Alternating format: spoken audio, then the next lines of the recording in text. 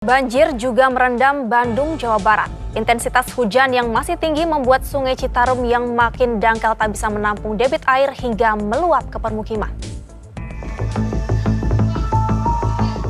Luapan Sungai Citarum merendam permukiman di Desa Dayakolot, Kabupaten Bandung, Jawa Barat. Banjir terparah terjadi di Kampung Bojong Asih, ketinggian air hingga 2 meter di titik terdalam.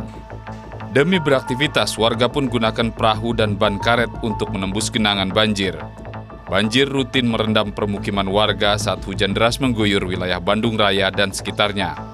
Banjir merendam 3 kecamatan di Kabupaten Bandung ini.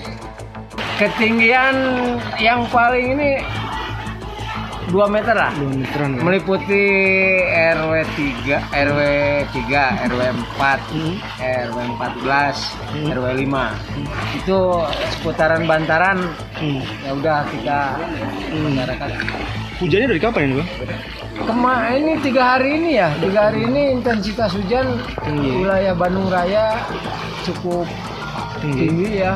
Intensitas hujan masih tinggi sehingga membuat Sungai Citarum yang dangkal tak bisa menampung debit air, ditambah buruknya drainase, alih fungsi lahan, serta sampah dan topografi wilayah yang cekung, menambah pelik persoalan banjir di lokasi ini. Terkait sampah, Gubernur Jawa Barat Deddy Mulyadi meminta masyarakat tak membuang sampah ke Sungai Citarum. Sampah di sungai tersebut sudah sangat memprihatinkan, mulai dari tumpukan sampah rumah tangga, limbah dari MCK, dan limbah industri yang dibuang semena-mena ke sungai. Semua pihak diminta lebih sadar dalam menjaga kebersihan lingkungan. Penanggulangan banjir adalah upaya dari semua pihak termasuk masyarakat. Pemerintah provinsi mengaku sudah lakukan berbagai upaya untuk menanggulangi banjir. Namun faktanya ketika hujan deras mengguyur, banjir masih datang berendam permukiman warga.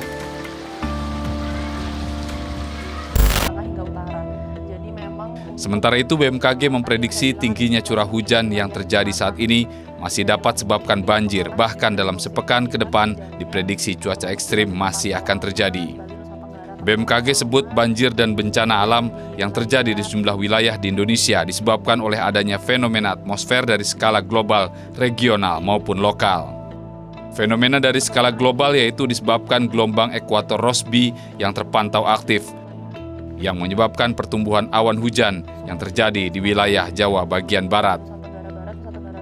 Baik, dalam sepekan ke depan diprediksi curah hujan dengan intensitas ringan hingga sedang masih terjadi, terutama di wilayah Jakarta. Kemudian untuk wilayah Bogor sendiri, untuk curah hujan kategori sedang hingga lebat maupun sangat lebat itu masih berpotensi terjadi untuk beberapa hari ke depan.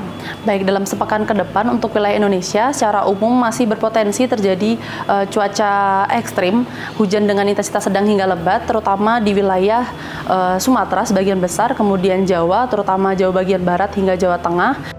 Masyarakat diimbau untuk waspada dengan kondisi cuaca ini, karena dalam sepekan ke depan masih akan terjadi curah hujan dengan intensitas ringan hingga sedang. Ikhwan Sabah, Rizky Rifki Ansori melaporkan.